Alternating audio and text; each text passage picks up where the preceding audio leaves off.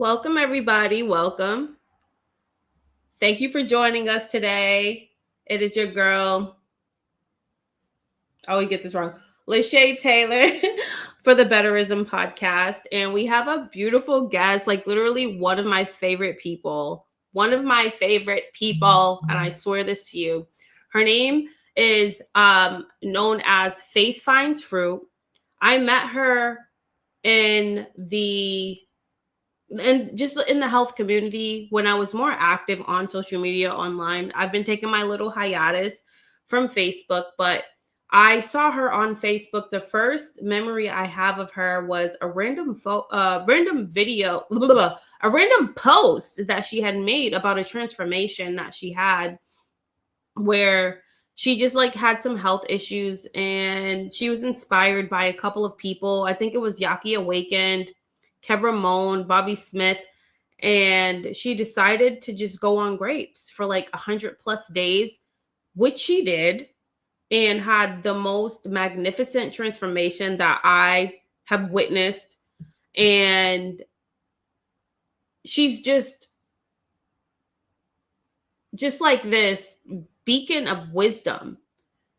I've listened to her interview on major platforms like Jillian Berry, and just like her posts, like they're always so filled with wisdom.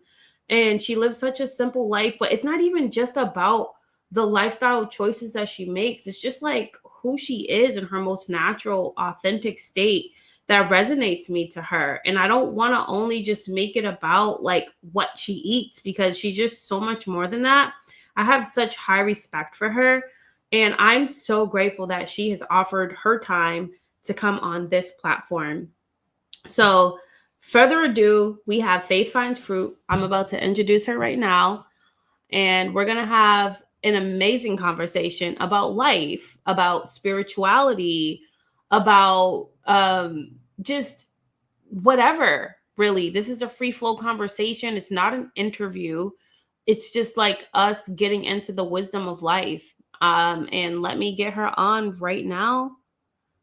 And I'm going to, hold on, I think I muted your mic, sis. Let me unmute that and get you on. Hey, Faith, how are you? Hey, beautiful. Oh, you got me crying in the club. That was the most heartwarming intro ever. Thank you so much for having me today. And I'm really excited to get into our conversation. My pleasure. Yeah, I'm really happy to be connected. It's a long time coming up to this point. Absolutely. We've been talking about this for a minute. We're supposed to do this during the watermelon washout in the summertime, actually. I was about to say it was like, what was it, like August? Yeah, Mhm. like, but we both were kind of like, just like, we wanted to do it, but at the same time, divine timing. Everything happens when it's supposed to. So I don't question anything. And I was going through like some of the heaviest, densest, like darkest, what felt like emotions and purging of wounds during that time. So who knows? It was just a time of self-reflection and really having no form of like distraction, you know? So I don't even think I was online at that time. So for some You reason, weren't. all in divine timing, today was beautiful and it was the moment. We here now. And not only is it a day, but it's literally 111. So it's like, one of those angel number days of a new year, 2025. So it's just like the beginning of a time. And I'm so grateful to have you because, again, I genuinely and truly admire you. Your strength, your discipline, your wisdom, especially as your infinite soul and your infinite beingness, and your physical time on this earth, like just at the age that you are, because it's so rare. I almost feel like you're a star seed. Like you're literally the epitome of like what they say are like star seeds, like people who come here or the souls that cycle back onto the planet to change it. Like the ripples that I feel like you're creating are the ripples that is going to be part of the earth that we're supposed to be, like the golden years that are to come. Just like the practices that you show, of like the or model, so to speak, but you do it so naturally. You don't struggle with it. Like you made a decision, and maybe you do. I don't know. Like we're here to have that conversation. Like I don't want to speak for you, but Right. yeah. Authenticity has always been a huge thing for me. I did notice earlier in this year that I was struggling still a bit with like people pleasing tendencies. And so I got to see a bit how I was conforming my beingness, for the comfort of others, not wanting to show up and maybe speak that I'm uncomfortable or that I might want to step away from things.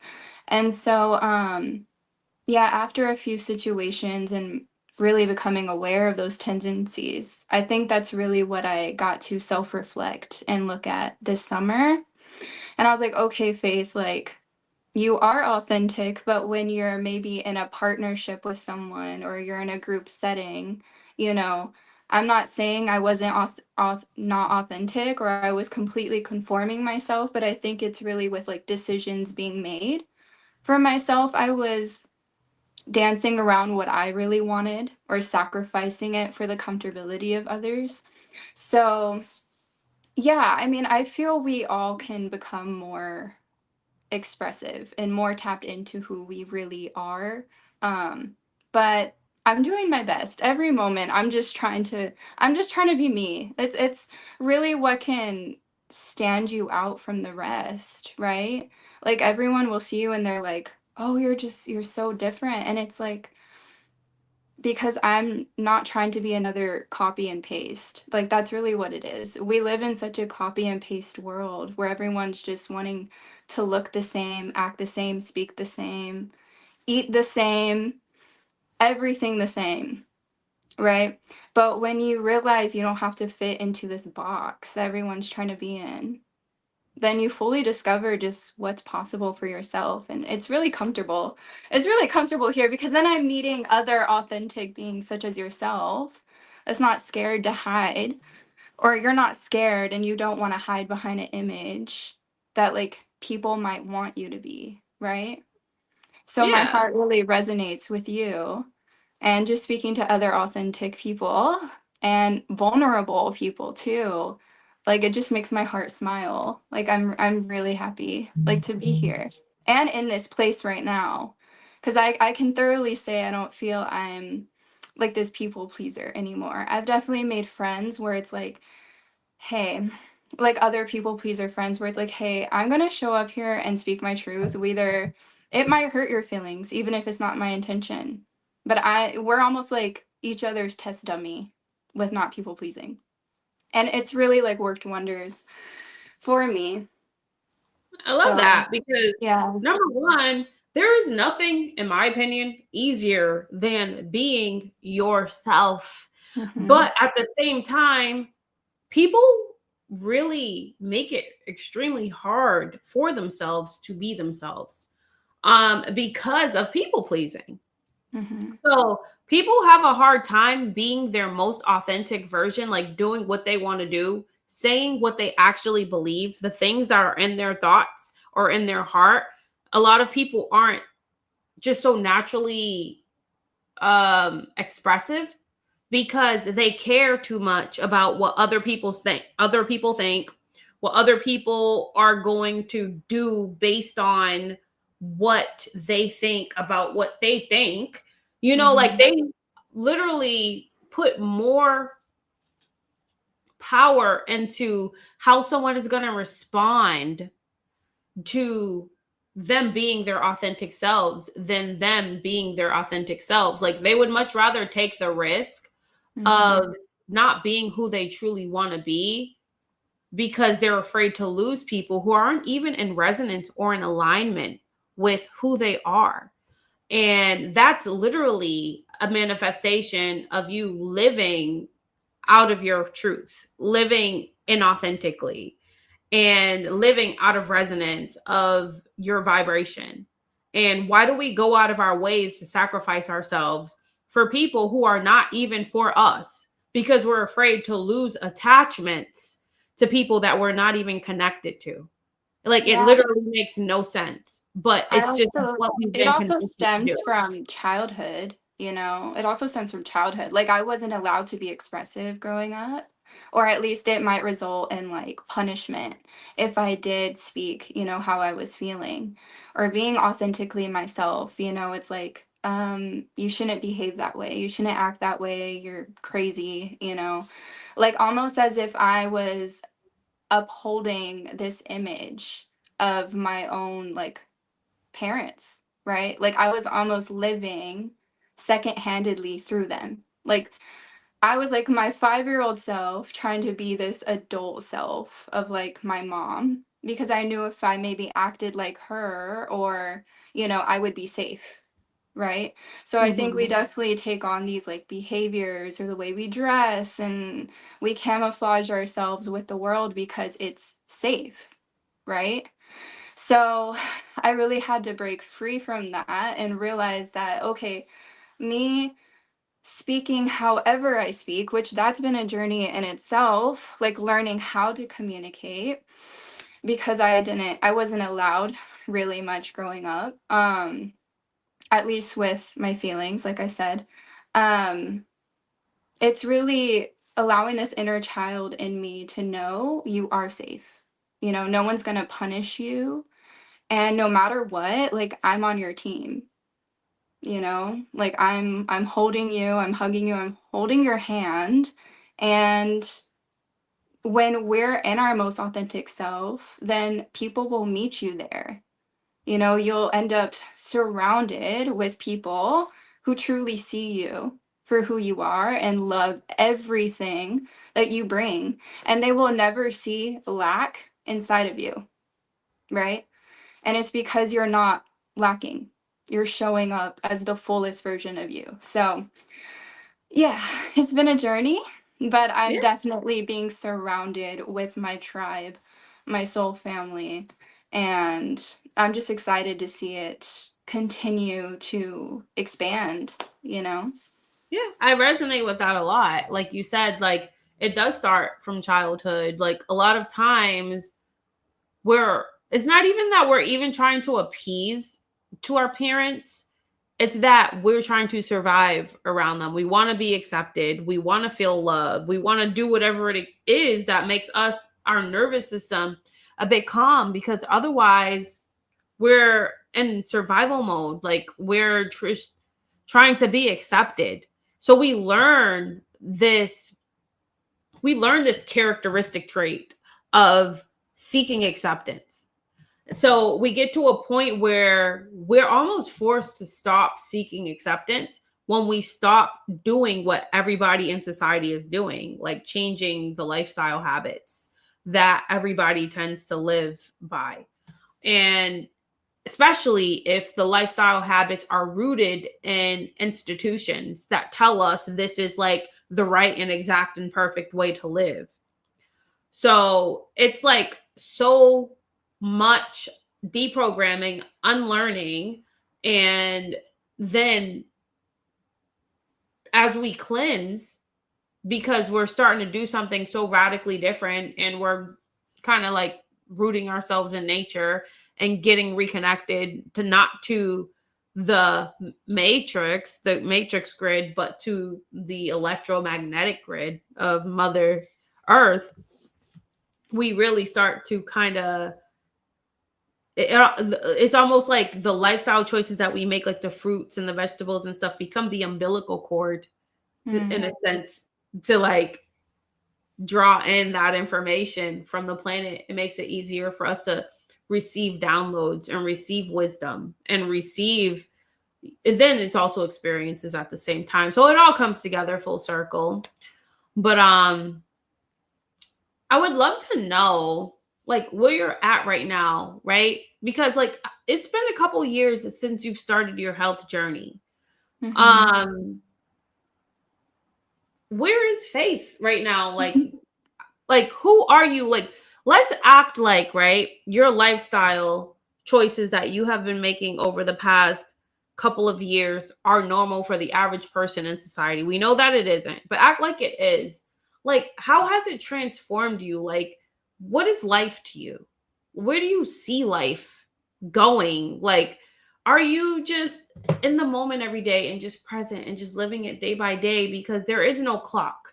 Like, when you're living the standard American diet, there is a clock, right? You know, Mhm. everybody's thinking, I'm 30 years old, I'm 31, 32, 33, 34, I'm 50. Like, everyone's keeping count of their age because they're aging themselves with their lifestyles. But now you're not. You know, like, so what is life to you? Like, are you just taking it day by day? Are you pacing yourself? Or what are your goals? Like, is it more impactful as far as like what you want to do? Like, where do you see yourself? How do you see yourself evolving? Where are you going? Mhm. You know, it's funny you talk about time and it being an illusion, and I don't go by the clock, but today I had to because I was like, okay, I'm going live with Lachey, so I kept looking at the clock and I was like, this is so weird. I'm not used to this. I'll wake up and it's Saturday, you know, and I'm like, oh, I could have thought it was like a Monday, you know, but um it's so interesting. I got a memory today. I was juicing last year at this time, and little did I know my juice fast was going to lead me into a 21-day water fast. So that's kind of what was going on last year. I was in deep, like cleansing, healing mode, um, eating like one fruit for an extended period of time. So I did like 104 days of grapes. I did 12 days apples, 17 days papaya. I think, yeah, during the summertime I did 73 days of watermelon. So like I was really just going hard, you know, at it. But I thoroughly enjoyed it. Like it was just my normal, you know? Like I know a lot of people would see it as fasting, but for me that was my lifestyle. Like the healing mode was my lifestyle. So, but now um I just recently took a trip to Arizona, and I stayed with a good friend of mine that I had met in the community. His name is Joshua Brown. I don't know if you knew him at all on Facebook. I Joshua believe it's Brown. under Joshua Oak, but Oh, he's yeah, a, Joshua Oak. Yeah, he's like in the wheelchair, right? yeah, he's a quadriplegic. So he's Okay. paralyzed chest down. But I went and visited him and stayed with him for about a month and a half in Arizona. And every like Tuesday and Sunday he'll go to this eco village. It's called Harmony Village. And they're practically homesteading. They're building these domes like to live in. It's really cool to see a community out there just you know, serving one another and just trying to help grow alongside like Mother Nature. And it was really neat to go out there because I felt like a lot of people were more like open-minded. Um, they were able to receive what it was that I was speaking on. So I was speaking a lot about my lifestyle, and I felt being able to reach people in the physical and seeing a lot of people resonate with it and actually want to like give it a try for their own healing.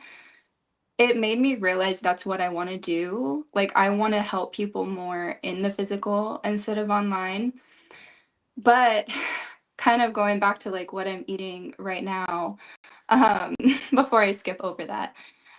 Recently, when I was in Arizona and I stayed with Josh, I got to try like a couple mixed like fruit dishes. So like the raw spaghetti with like the zucchini spiral noodles and the tomato and sun-dried tomatoes. It was delicious. It was amazing. Like I was so happy to be able to just let myself sit down and enjoy these foods because I always felt like I would be very guilty or shameful with eating like a raw dish because I'm the fruit girl, right? I got to live up to that, right?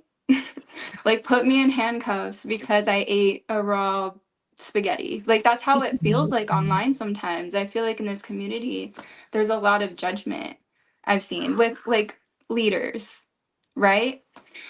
And it's like all I care is that people are living their highest joy. Am I the fruit girl still? I am. I'm not eating these things every day, right? But now, like, I will eat like a fruit dish like that, like a raw spaghetti, or maybe like a fettuccine with like coconut meat, like once a week, you know? And I feel good. I feel like I really broke through that threshold of like removing a bunch of blockages in the body, where my body was finally able to absorb everything I was eating. I was just seeing how my body was responding. I was feeling like the best I've ever felt, no pain, no inflammation. And now it's like I eat fruit, like I eat mono fruit throughout the day. It just depends on what I have like on hand. So I'll drink like a juice in the morning. Right now it's apple, lemon, ginger. It's like one of my favorites. And like today, I didn't eat until 4 p.m. and I had some pineapple. And then when I got home, I had some cucumber. And that's been about it. But it's really simple. Simplicity is key, you know? I feel my lightest, like physically, mentally, and my energy body feels good. So all that matters really is that as long as this is still, like my mind, if it's calm waters, if it's peaceful, then I know that I'm doing something right with the body, because the gut and brain connection is very much real. So I feel if I was really messing things up, like with the body, then like this would be going haywire, right now. I So love that. I love that you said that. Okay, but go ahead. Sorry. yeah. So no, like what do I see myself doing in the future? I mean, I feel life has its seasons, and I'm not here to predict, but I do know that I've already gone through like a mono eating phase, and that might continue on in the future where I just plan on mono eating fruit for years. Who knows? Maybe I'll become a liquidarian for a season. Maybe I'll be breatharian for a season, right? I don't know, but I know life brings what it needs to bring in this current moment when I need it, right? And I went in so hard with like, I guess the cleansing, the fasting. It was time for my body to refuel, right? So I'm just kind of refueling at this stage. And I'm ready. I feel like it soon I'm going to be hitting like another, phase of my life where I'm going to be mono eating fruit for a while. So, just having fun, just flowing. That's what we're Love supposed to that. do. And Yeah. what I love that you said was that you had a period where you spent like a month and like a month and a half in a community where you were interactive and physical and were helping people, and you can really see that for yourself. And I do believe that a lot of the online work that we're doing, you can reach way more people remotely, which is great. But it is so much different when you have like that human to human connection, and when you can be around others and inspire them in a just so much more interconnected way. Like they're actually not only experiencing your energy and your resonance through your words, but also literally physically. Like this is actually a physical manifestation of exactly everything I want to be or wish I could be. And it's like the proof, like it's tangible. I can touch it. And I do believe that being a model of that and being observant and a witness of that, you're allowed to affect more people, and or not even affect, impact more people in that sense. So I love that you see that for yourself, because I can see that for you too. I highly encourage you to not even waste time, to not only do that. I feel like the easiest and fastest way for you to do that is for you to start to create a video platform for yourself. Like literally create your platform, like what I'm doing with Betterism. Create your platform, whether it's with a co-host, whether it's just yourself, like whether it's you also bringing people in. I don't know how you have that vision for yourself, but I encourage you to do it, because I feel like you're going to attract the people that you can help physically. Like you can create the retreats, they can pay for the time and the space to be around you, because you are the physical embodiment of exact. I'd pay you Honestly, like I still struggle with certain choices, but I've made peace with the choices that I make every day at the same time because, like you said, right?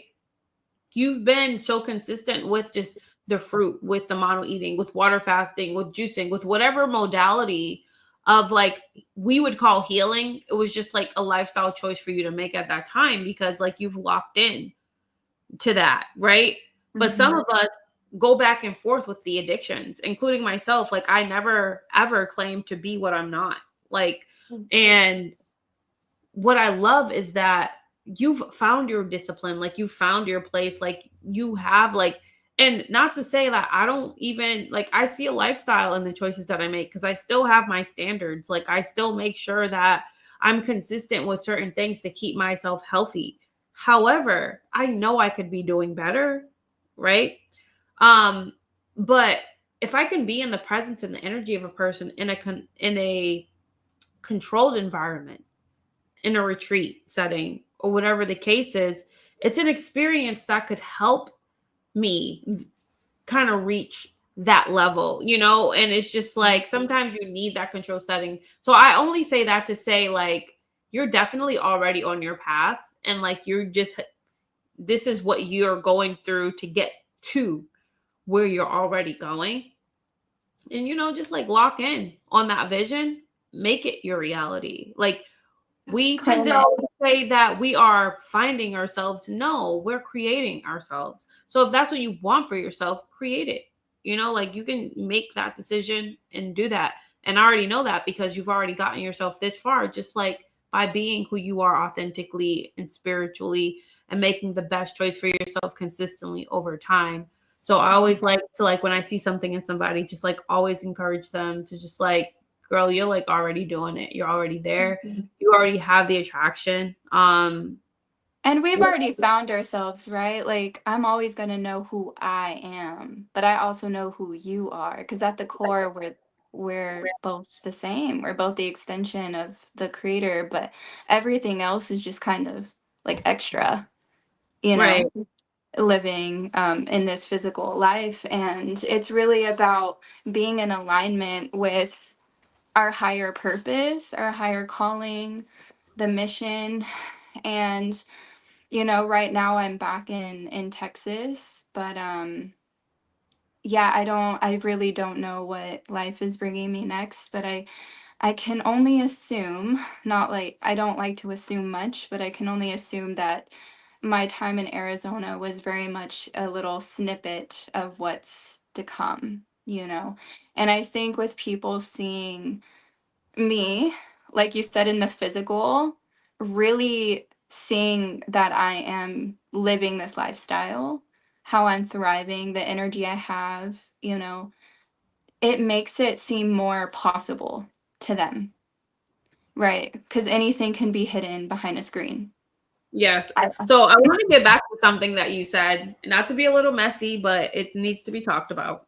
Right.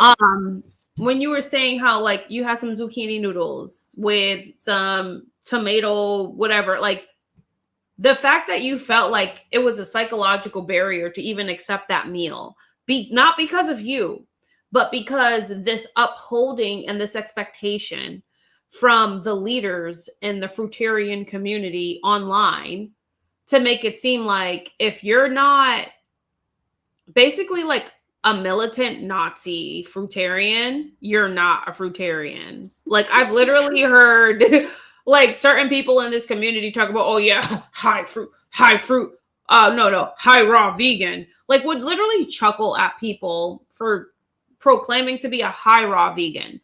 Like if they are intentionally majority of what they're consuming, 70 to 80% of their diet is raw fruits and vegetables, and they allow 20 to 30% of their diet to be like whole food plant-based cooked meals, they can't be seen as a legitimate healthy person, like, or high vibrational person, or just like these labels that people like to live by, and then they like to judge others and discard other people who are still pretty functionally healthy in general. Like their lives are fine. They're not dying. They're not killing over. They're not suffering from anything, but you're still putting yourself above them. Like, how are you high vibrational? How are you better than like others when you think that you're better than others? You No, know, and like I feel, yeah, and I feel for them, that seem to be a bit dogmatic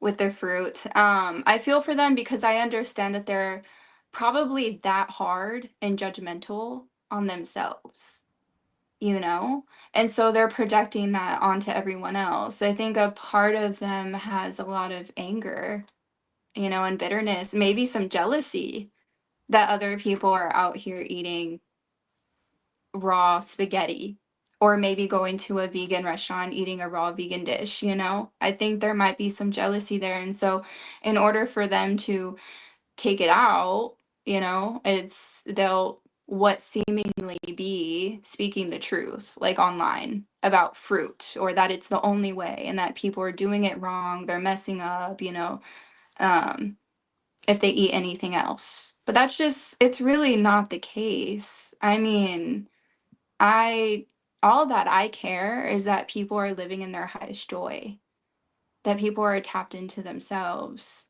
that they're present with every moment. They're not letting the mind control them. Now, would I recommend people to eat like cooked foods or, frozen vegan dishes that you can just warm up in the microwave? No, not at all.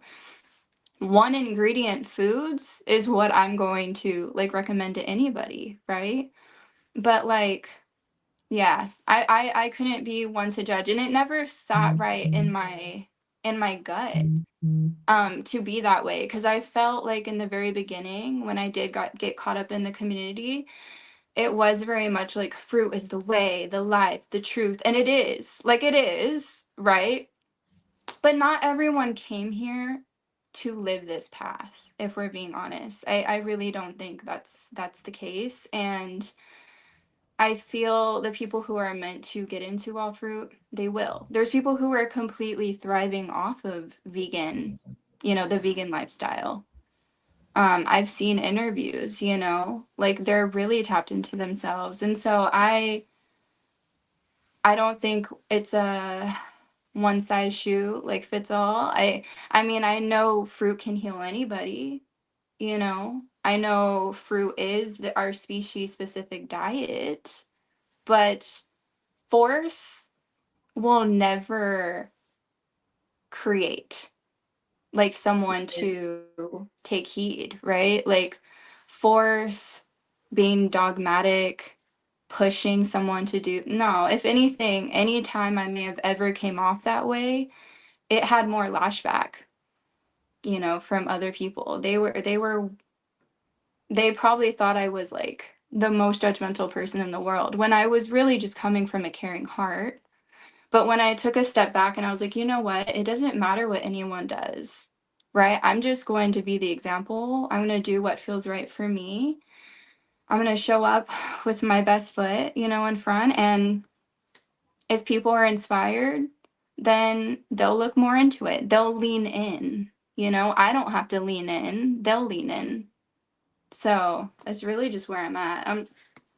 Yeah. Yeah, show up as you are, and whoever you attract, and like whoever you repel, you repel. And really, there's just a natural balance in that, right? Like the people who are not for you will just drop off, and the people who are for you will be attracted to you, and those are the people you help. Like we're not always going to be for everyone. And I agree.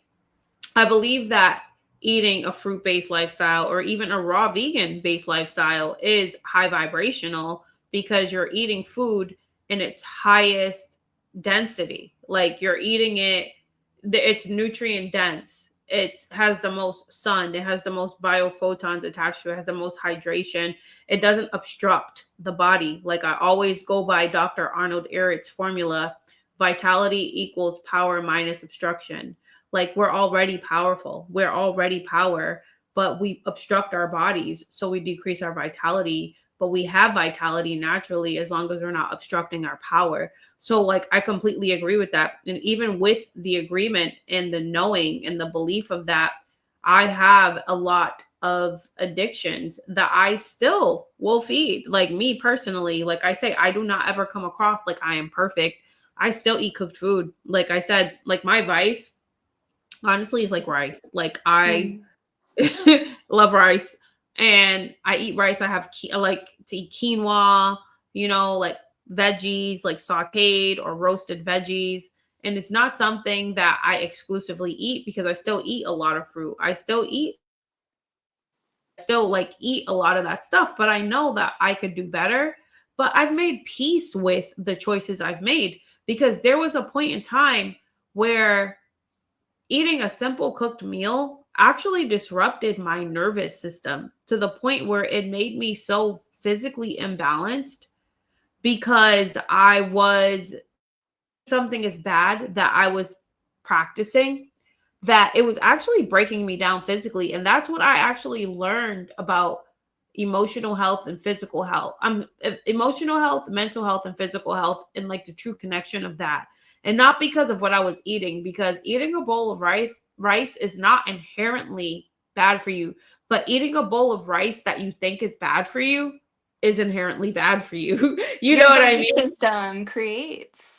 Yeah, so I'm creating the disruption in my body vibrationally because of the thoughts and the words that I'm already speaking into something that I'm consuming, even though it's still plant based. And like, not for nothing, people are healing their bodies with cooked food because they've never even heard of fruitarianism or like, people still underestimate the power of the mind. So, like, literally, what do they call it? What is the effect? My brain's not working right now. The The placebo effect. The Oh, yeah, placebo yeah, effect. So the placebo effect is when you think something, literally people will take a sugar pill. There's been studies of people taking sugar pills that says this will heal your arthritis. And then suddenly their arthritis is healed from a sugar pill. But it's because the belief that their body was getting ready to heal because a person of authority told them that it was going to happen, the mind did all the work. We still don't realize that the brain is heaven yeah. and it's the seat of our soul ultimately Mm-hmm. through the hypothalamus gland. That's how we receive from the cosmos. So, like, the power of the mind is so underestimated. And that's not to say that you can go and eat like crap. You can't. But all I'm saying is that at the same time, if you believe something strong enough, our minds can restructure our cellulars, just like how you can talk to water, change the cellular structure of it, and ingest it. You know what I mean? Like, But it's the Shay, same I'm thing. laughing because I just made a video about that yesterday. Really? About was it yesterday or the day before? I was holding my papaya and I was like, "Do y'all speak to your food? And if not, I highly recommend that you start because you can speak into water and completely change the molecular structure of it with like placing love and like gratitude into it, right? So you're changing the frequency of it. So it's going to be different the way the body receives it than if you were to just kind of gluttonously eat it, you Yeah. know? And so, yeah, if you can change the molecular structure of water, you can change the molecular structure of anything because everything is alive. So you can do it to your body as well because our cells are alive. They're listening. Like our cells have their own like organs and functionings just like we do. And so they're listening. You can speak to them, so like speaking healing and love and gratitude for the health, they're also going to believe that too. So if you have like damaged cells, they can revitalize themselves too because they were like, you know what, yeah, like we are healthy, right? Like my avatar completely believes they're healthy, so like we might as well take heed. Like they're listening to us, they're like our little helpers. So honestly, once you overcome like the mind, or honestly, I don't even think it's overcoming the mind, it's becoming one with it, realizing that it's not your enemy. Because I think I used to speak on the mind a lot and about getting out of it, quieting the mind, no thoughts, being present, the whole thing about life is that the mind is there. We're going to have thoughts, but how do we react to them? Do we believe them? So like now, like I am fully just living this human life. I'm a spiritual being living in this human vessel. The thoughts are coming through, but it's at such a like turned down level of like noise than it used to be. It's still there. It's just not the like main priority because I used to like completely sit up in here. So now if like a thought comes up and I could totally believe it, like, oh, this dish is gonna hurt you, you know, like say a raw spaghetti, like, oh, this is gonna hurt you. Like that might come up, but I'm like, oh, whatever. Like like Mhm. I've heard people even give their mind like a name because you're separate from the mind, you know?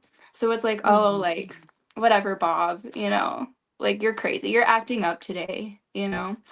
And so telling Bob, like my mind that it's acting up, it makes me realize like, oh, okay, it's just something outside of me trying to like put me down. But I know that this is all living foods. And from the education I received through all the videos I watched, like Yaki, Bobby, um, Dr. Morse, right? It's like these foods cannot hurt me, right? I'm safe and I'm allowed to enjoy like this life in this human body. Like I feel that when I was mono eating towards like after the watermelon journey, I feel I was like vibrating so high.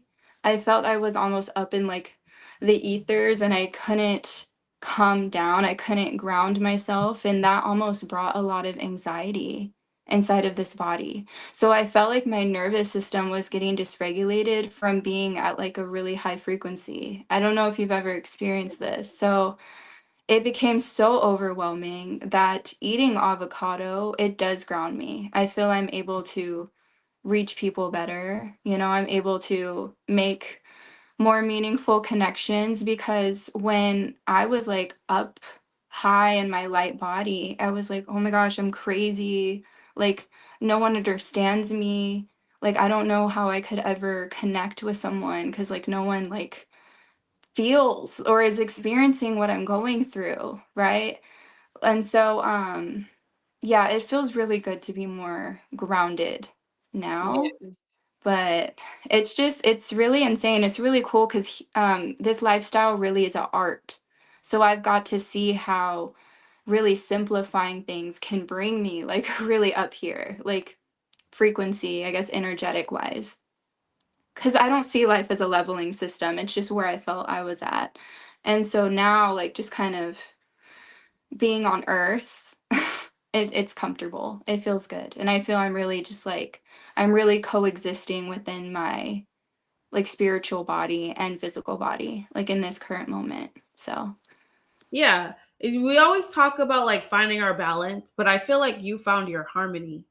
Like mm, you found like it's harmonious, like the harmony between your spirit and the harmony between your body. It's not balance. It's harmony, everything working together. I don't even believe in balance anymore, mm, honestly, because balance is like half good, half bad almost. But like it should just be like whatever works for you being harmonious or adjacent to each other, like all of the organs rhythmically having a harmony. Just like when you're listening to like an orchestra play, like it's an orchestra of organs, and we have organs within. So the organs are vibrating at their perfect harmonious symphony amongst each other. And when they're all working in accordance to its own natural law, so to speak, we're just operating how we're supposed to. And I do believe it requires not only what comes from like the trees, but also what comes from the ground, because as above, so below. So you mhm, got to get what comes from the ground to be grounded, and you get what comes from up top, like from a tree, to, like to get that high energy. And it's not good or it's not bad. It's literally just harmonious. They both work together to create right, a perfect energy right. um that's an adjacent with natural law. Mhm, Um but we've been kind of programmed to believe that that balance is, you gotta everything, within moderation, balance. Like, if you want the pizza, have the pizza. If you want the tacos, have the tacos. But at the same time, have your vegetables, have your fruits. But it's always like this constant push and pull, like, or this like tug of war of doing what's best for you and then not doing what's best for you. And then, so it's just like, you've finally like gotten to a place where you're constantly able to make the best decisions for yourself, like using the highest quality things regardless. And that's really a hard feat. It's a hard feat. Like, it's not easy at all. And it's been a long journey of being on each side of the scale, Yeah. I've never been in harmonization in the way that I am today. Like it was always like I was chasing the low lows and the high highs, I was, yeah, thumbs up. But no, I was addicted. I feel that really can be an addiction to like the emotions or the state of being that you can be in. It's like, no, I always have to be happy. I'm supposed to feel happy. That's how I know I'm doing right. Right. And it's like, no, like you can be sad, you can feel anger, right? And you're still doing right. But are you letting yourself sit with it and feel it and not react, but take action like with these emotions?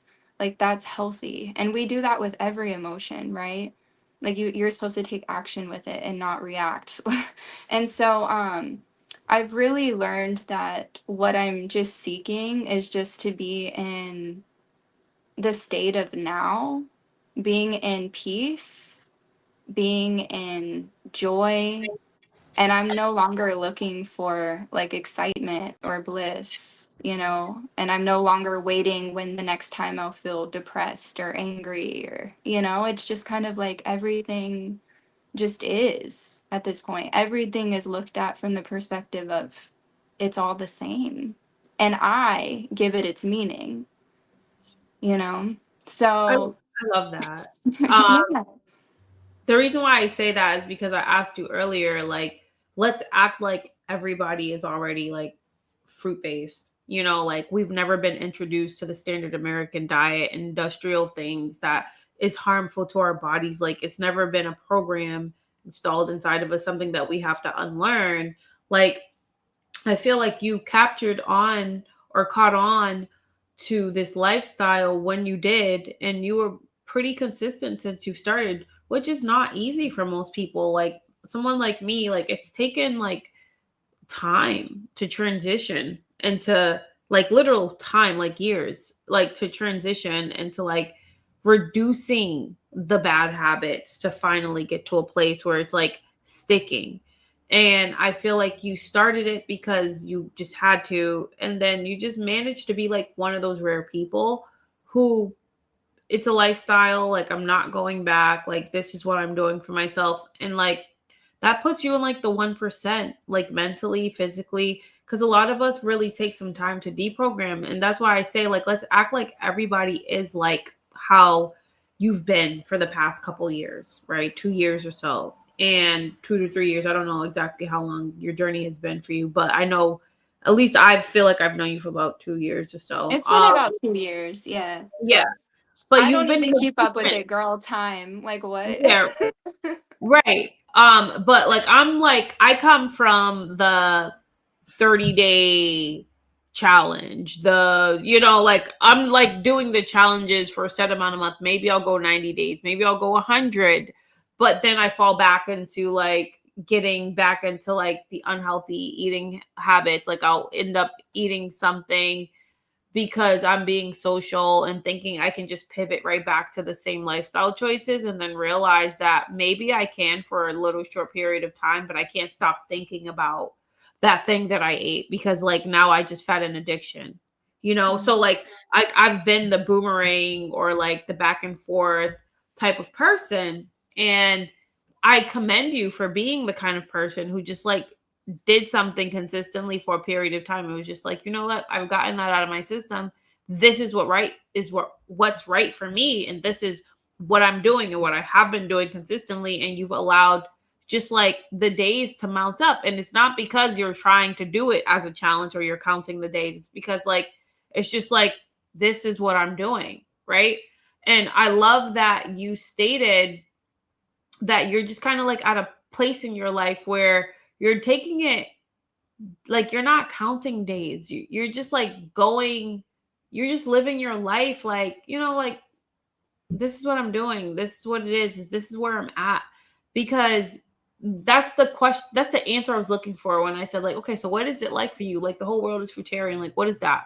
I'm not looking for a high or a low. I'm not chasing like bliss or this like happiness, like this top place to be where I'm just gonna be like the greatest emotion all the time, or like worrying about depression or worrying about the low or this and that. It's just like you've found your peace, and like And like you're it's just like about being at peace with whatever is offered to us in this moment. So, like, I was gonna ask you, have you made peace with yourself in maybe being in the cycle of going to things that feels like it's feeding your addiction? Like, do you feel you've made peace with that side of you? like that's a beautiful question, because like I said earlier before we even went live, like I've made peace with where I'm at in my journey. Like as far as it's like, okay, I'm not indulging in certain extreme toxic behaviors anymore, where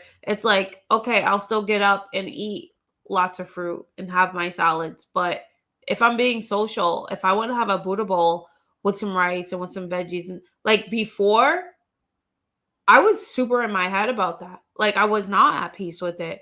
And it was disrupting my nervous system, and it was making me extremely unhappy, and it was creating health issues in my body, because I was literally starting to induce like a rapid heart rate because I was constantly anxious, because I was craving things that I know wasn't good for me. Well, because I believed wasn't good for me. And then I was consuming it while believing it wasn't good for me. Mhm. And then just like marrying those two just constantly made me unhappy with myself, with my behavior, judging myself, like, and this like negative thought loop, but unable to kind of break the habit at the same time because of what I would call an addiction.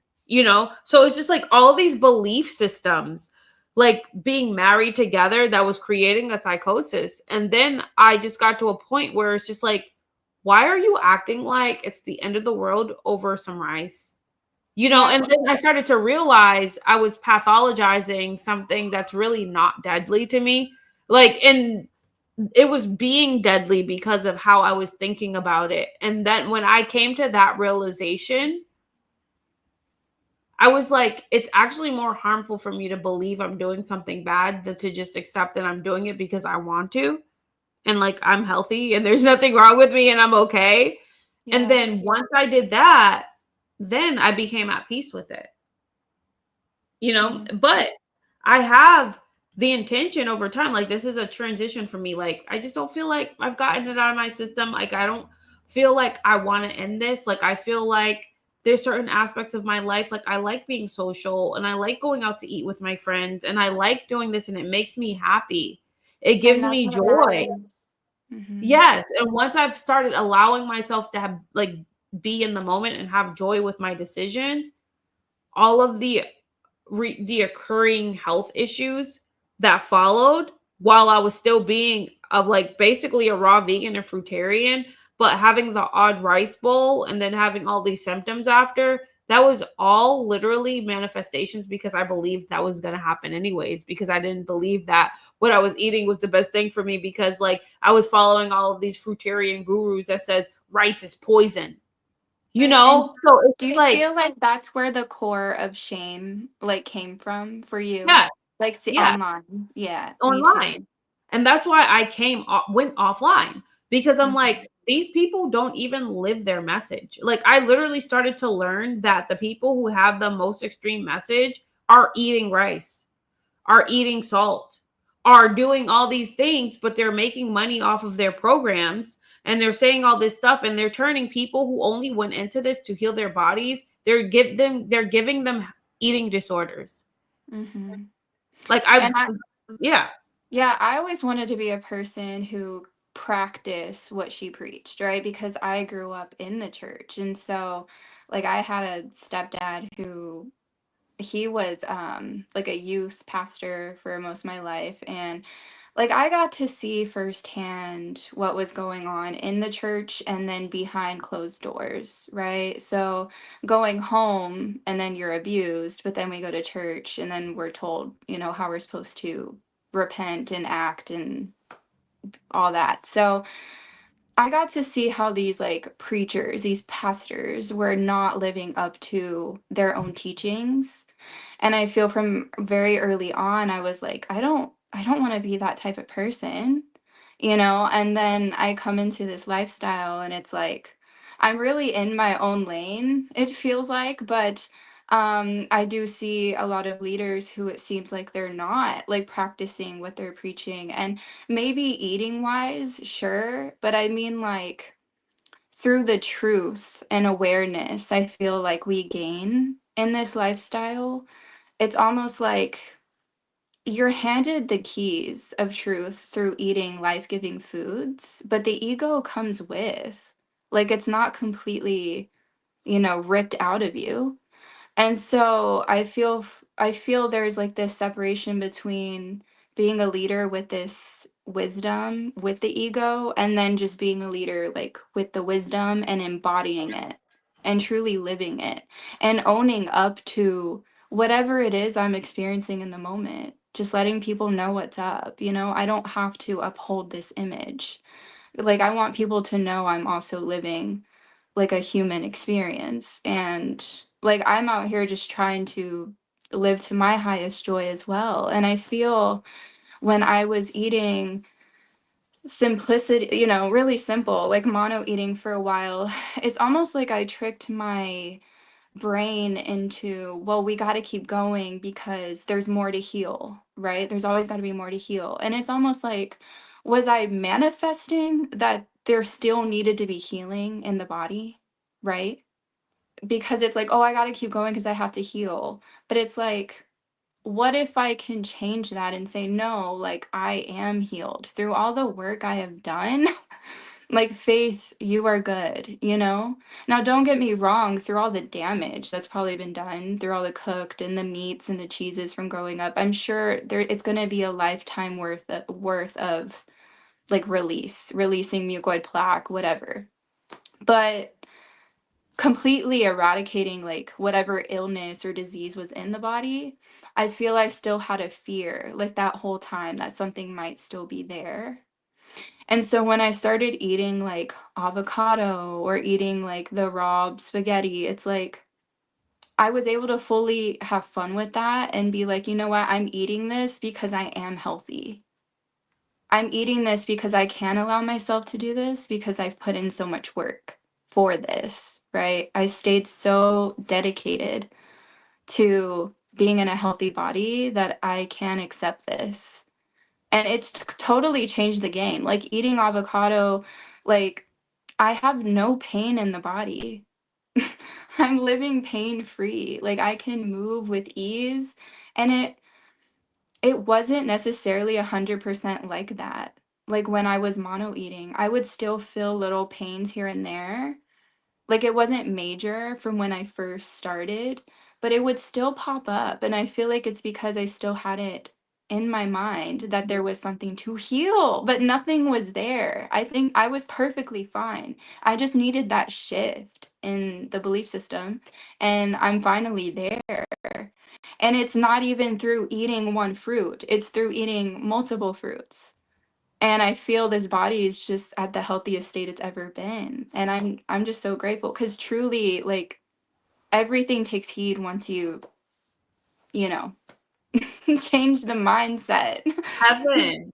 Heaven. Like the brain Mhm. is heaven. Like we believe that the personification of heaven is like literally when we die, we go to this like place that's above earth and has like this overlord that's in charge of everything. And we only get to go there when we are good or bad, or not bad, rather, on earth. And it's just like everything we've been taught about reality Like, as above, so below, as within, so without. Like, God is inside of us. Like, God is literally experiencing everything that we're projecting right now.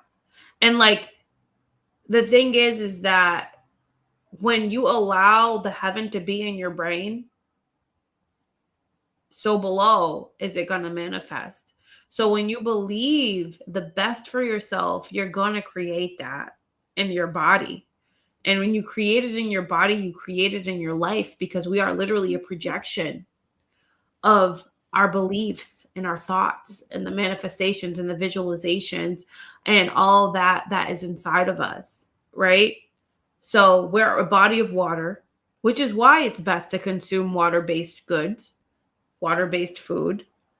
It just works more harmoniously with our body. It's not obstructive to our body, is what we are designed to consume for our species here on this planet. It's very simplistic. You don't have to only eat one thing in order to get there. Like, sure, that may be like a simplistic route in order to do it, but as long as it's water-based in general, like, it's not going to harm you because it's not obstructive. And so, like, it's beautiful that we all came into this community and just learned about it in general, because we got to get to practice it in our own way. And we didn't need all the peer reviewed studies, and we didn't need to do all this to get started. We just was like, you know what, that resonates. Let's try it. Right. And we did it. And we tried all the different ways. We tried the modalities. We tried the grape diets, the grape feasting, and the watermelon feasting, and the apple feasting, and all the feasting. We've done it. Like, I've done orange feasts. Like, I've done all of the feasts, like, trust me. And I've felt the healing in my body. But, you know, like, I have gone back and forth with like going back to the addictive stuff. But like, no matter what, despite that, I have extended my life in so many ways just from doing it, because I was actually dying at one point, which is what brought me into this community. Like, at a young age, like, I was like 30 years old. I had severe endometriosis, and I was bleeding for 2 years. Like, people always talk about how they had period for like 15 days. Let's try having a period for 2 years. Like, it never turned off. I don't even know how I lived, honestly. Like, I had like a tap in my body that just wouldn't stop. And even if I wasn't bleeding heavily when I was like on my period, I was spotting, and I was still like secreting like brown blood day after day after day after day. My iron levels are so low. Like, the only thing keeping me alive was my will to live, like my spirit, because it was not my body. I can promise you that. And I was overweight, I had severe back pain, I had all these issues, and then I was transitioning. And like, even with that, right, you would think that I would just start being a raw vegan or a fruitarian and wouldn't stop. I still struggled with drinking alcohol. I still struggled with eating fruit. And even though like I knew about it and I practiced it and I tried, I got tastes of it and seen how good it made me feel, but would still kind of like, after getting a little taste of how good it feel, treat myself with crap food and whatever. But I did evolve over time, where it was like, okay, I'm done drinking alcohol. I'm done eating meat. I'm done consuming dairy. Like, it was a transition for It's a me. shedding process. Yeah. And like, so I just allowed that natural progression. And I was doing that naturally all on my own until I came in the community. And I was still doing it because people were motivating me. But then, like, I don't know, like, I had like these self-sabotage periods, and then I would read certain things, and then I would like do something that I just read was poisonous, and I would literally believe it was poisonous to me. And because of that belief, it was actually reversing a lot of the progress I was making in my body. And that's when I literally learned about the power of the mind and how effective, even more so, it can be than what you're actually putting into your mouth. Like, I promise you, food of thought vibrationally is far more important than food of ingestion. Perfect word. I can eat a pizza and be full of glee and joy and still be healthier than eating an apple if I believe it's GMO and if it's seedless or this and that, because I read online that, oh my God, if it doesn't have seeds, that's poison. And you know what I mean? So, like, I'm telling you. I just got a comment today. Someone I had posted that I got a box of bananas for $5, right? It was like 40 pounds of bananas for $5. And one of the comments said, are those real bananas? And I commented back and I said, they're bananas. Like they're bananas. Like, and that, just like you, Lachey, that used to get to me too. It's like, oh, if I'm eating seedless, if I'm eating GMO, if these had pesticides sprayed on them, but I still washed them as best as I could, like I'm still worried that a speck of these chemicals might get into this body, and then that's going to completely change the trajectory of my health, right? And it's like this was such a obstacle for the real healing to happen, to really start making forward movement. And so once I was able to realize that I was getting in my own way, I mean that's when everything changed. And I think more information that we gather, the more detrimental it can be. Yes. So I've kind of like, I know the basics. I know a bit more like beyond the basics of healing for sure. But I've kind of stopped trying to educate myself with more because I felt like it was getting a bit too intense for me. I always felt like there was more to learn, there was more I should know. Um, I could be doing better, or maybe there's more I have to remove from eating for myself. Like, oh, now like apples are bad. You know what I mean? It's like y'all should only eat these fruits. Like I was getting very deep into what is right, what is wrong. This has to get right. Just like you said, the heaven, right? Right. I've lived hell. Yeah, I've been in hell here. Like I've been in a complete dark, dense space for so long, majority of my life. So like I realize I'm now living in heaven and I wouldn't want it any other way. And that's all I want people to live in as well. Like I just want them to realize they can create their own heaven, whether through what they're eating. It doesn't matter. Whatever it takes for them to get there.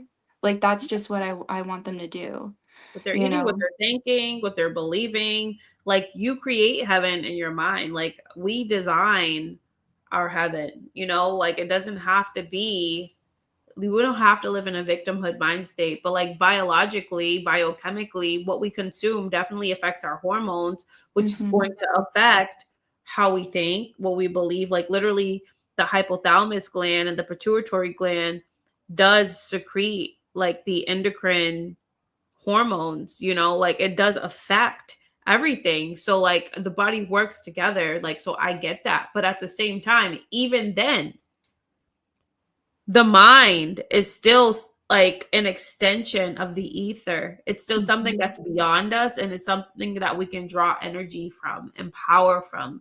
So that's Mhm. why when people pray, they get extra energy, because it's that invisible power that comes from something that is, it's within us, but it's still also outside of us at the same time, because it all works together in harmony. That's It's a, why I like to say extension. Yeah, yeah, extension for sure. extension of Because it's everything. not the main core, creator existing within me. It's just kind of branched off and placed into my body. And so to know that the creator has this unconditional love for each and every single one of us, in order for me to reciprocate that unconditional love back into the creator is to thoroughly love like this temple that I am in, to thoroughly live in a place of heaven in my mind, right? And to selflessly serve and like love others in the way that I unconditionally love myself. Because through doing all of those things, I feel that's giving back into the divine. That's exactly what it would want any of us to do, also living like in my highest joy. But I wanted to also ask you, have you noticed a shift in your menstrual cycles like since? like going into a raw? Because I know you said you had endometriosis growing Oh up. yeah, that's why I got into it. And absolutely, like when I first um when I first got into it, like I was again, like I was bleeding heavily every single day, or if I wasn't bleeding heavy, I was just still bleeding in general. There was never me not spotting. Um Severe menstrual pain that went along with the bleeding. I'd be vomiting. Um Severe back pain in general, like my whole kidney area was just like super high blood pressure. Um Serious breathing issues because the lack of iron. So I was like really low in oxygen. So I was like could barely breathe, super Mm. like um what do they call it? Uh Shortness of breath, like Mm-hmm. all of that. So once I started, I would say probably like a good 2 months in, I would start to notice that, okay, well, actually, it really only took about a month in when I started to realize, okay, no more pain. Like I didn't even know my period was coming. It only took about a month of fruit, 30 days or so for me to realize, oh, I'm on my period without, and when I say on my period, I was still kind of like spotting, but like when the heavy bleeding started to come, there was like no pain. There was no nausea. There was no bloating. There wasn't like that premenstrual thing that would happen, those symptoms that would come along with it. About 2 or 3 months into it, like completely, I would notice that like my period would come only for like it went from being for a complete month to like 7 days. So it would like just be like a 7 day cycle and then it would reduce and then like it would just shorten month after month after month. So like yes, absolutely my menstrual cycle regulated over time. I to this day I don't have any pain. Like I don't even know when my period's going to come until I just use the bathroom because I don't necessarily always track it. But like so See, like and that's amazing. Like you said, you might be having some rise here and there, but really what you came into this lifestyle for was to remove like the endometriosis, right? And that's resolved. And so now I think for you, you're just learning to live your own harmonization, right, with like what what works for feels right for me. you. Yeah, I didn't Exactly. get into it to be a fruitarian, so to speak. Like I came into it to to just not be in pain, to not be sick, to not be in this like imbalance, to have these obstructions in my body that made my quality of life just lower. Like I just wanted to be healed, in that sense. Like I just didn't I wanted to be plant-based. Like I never even like ever came in this to be a vegan. Like I never said like I'm trying to be a vegan. I'm not a social justice warrior. I didn't do it for the animals, and that's not to disrespect anybody who is doing it for that. I actually learned to like have compassion for animals because of how I was living my life. It was, it wasn't I wasn't doing it because like I watched a documentary where like cows are slaughtered. Like that wasn't my why I got into it, because not for nothing, a lot of people who are vegan to get into it for that, they have more respect for animals than they have for their own bodies. Like they're still eating a bunch of like toxic vegan crap and they don't care about how Yes. their own physical health. They just care that they're not harming something else, but they're harming themselves. So it's just like I commend you for making a decision so selfless, but at the same time, when are you going to actually make a decision that's also good for you? Mhm. Um I'm and proud of but you. at the I'm same time, I'm not going to judge you because that's where you're at in life. right.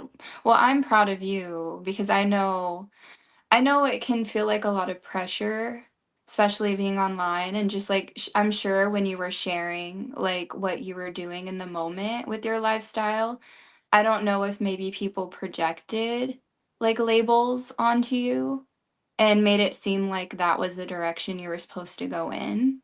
Oh Because yeah, I'm like sure. oh yeah, they'd be so perplexed when I would post like me, like when I would post like a bowl of like veggies that were like cooked. Like I'd have like some quinoa and some sweet potato and some like, some chickpeas with curry and some this is like a typical thing that I like to make with like some plantains sauteed or whatever.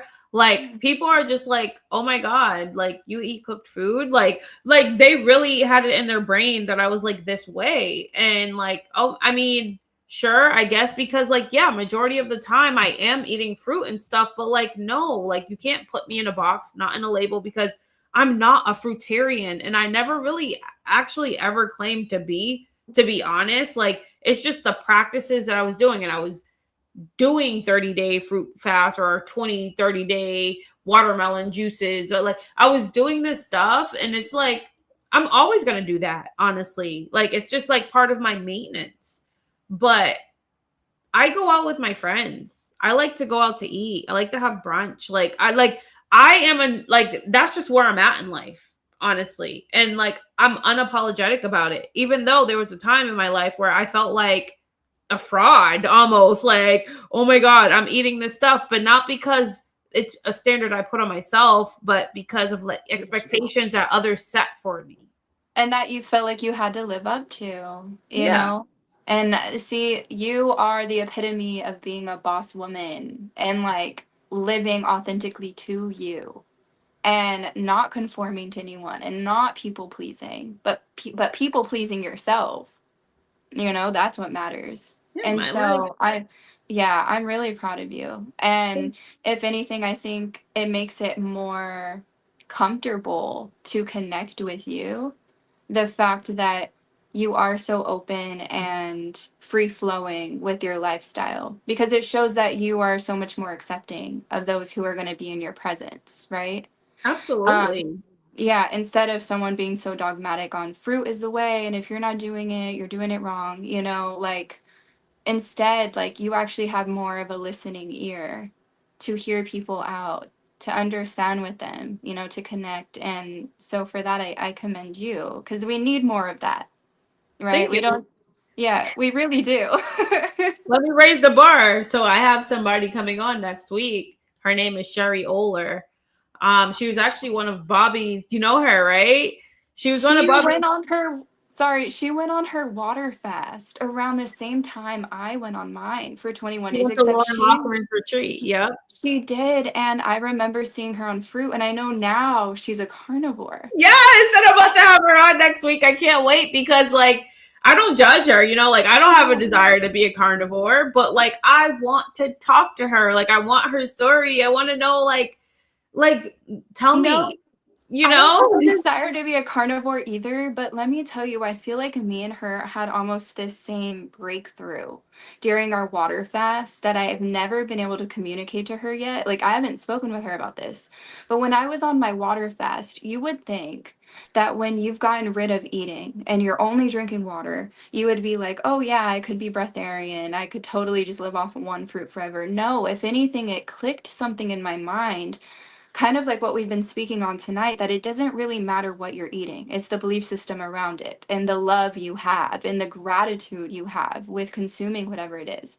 And so on my water fast, I was like, oh yeah, I could totally have maybe a vegan dish once a year. I was becoming more lenient with myself in my body and mind on my water fast. And I feel like with her, she fully broke through this like veil of needing to be any certain way, and she's really out here using her avatar to just like experience everything that there is in this life. And so Yeah. like I find it actually super fascinating, you So know. do And I. And I can't wait to talk to her about it, honestly. mhm. Me too. And you know, it's so cool to be able to like say that. I know some people would maybe listen to me be like, how could you say that, like she's eating meat? And it's like, have y'all listened to her though? Like I For said, I'm real. not looking for like-minded people. I'm looking for like-hearted. And Lighthearted that people. woman, she has a beautiful heart on her. You know what I mean? Yes, A bit. I love Sherry. Like she's a good Mhm. soul. I don't believe that what you eat is has anything to do with the spirit that you have here on this planet. There are people who didn't even know or believe that what they were consuming was so-called bad for them, but they still had a spirit to help others. They were philanthropic. They changed the world in different ways where they left a legacy. They're no longer here, but they're a statue. They are in history books. They're, you know, because they've done so much to change the course of history for the better. So I'm just like, for me, it's just so much deeper than what you put inside of your body. The only reason why what we eat right now is so important, because we live in a modern day world where there has been institutions and systems in place that have deliberately tried to poison us to decrease our lifespan for their own personal agendas. So we literally have to like heal ourselves from a deliberate plot to kill us and decrease our lifespan so that there is less of us to control. Yeah. So like that's the It's only reason intentional. why.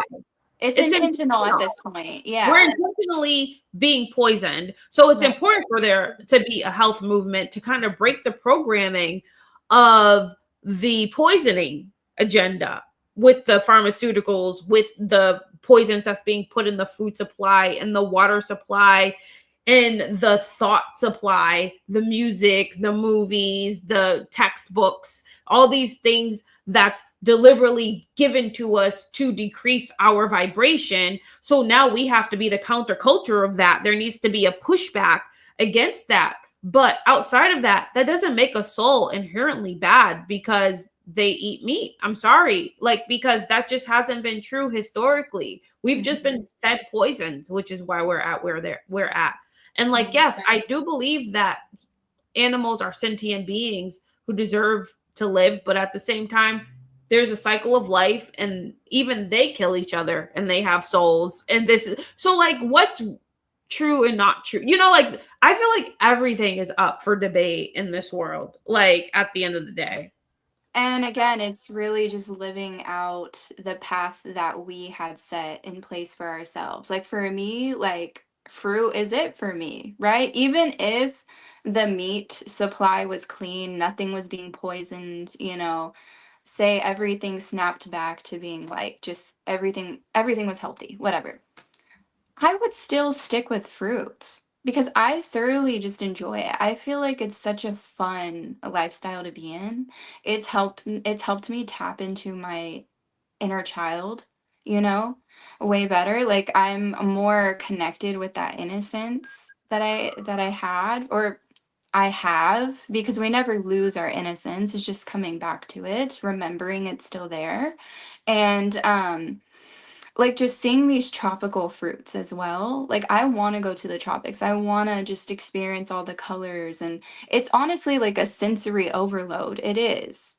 For our own, you know, for our species, like we go by senses for what is right for us. So like fruits, like we have I forgot what the vision's called.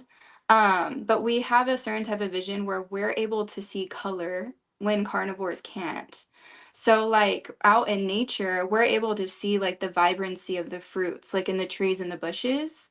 When carnivores, when they're looking out into nature, everything looks very monotone and like Mm. blurred together, the colors. So it doesn't attract to them. They go by movement. So that's how they're able to see their prey, like, like running, right? And then not only that, like the smells, right? Like the smells of the fruit off the tree, like that would catch me. And then just like the whole experience of like using my hands, like I'm able to reach up and grab it and peel the fruit and just the flavors, like it just makes sense, right? Whatever makes sense to me is what it's going to be.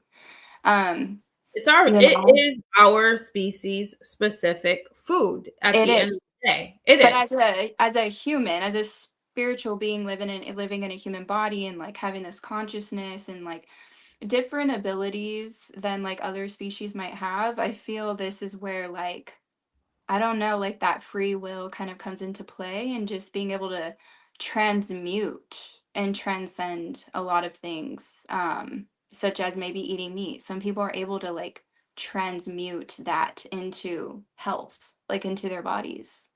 So we're like transmutation machines. Yeah, I think it's adaptation because there are humans who live in cold regions and they don't have access to fruit. They don't have access to vegetation that grows from the earth. Like they're literally surrounded by cold and ice all the time. So their bodies will genetically adapt to their environment.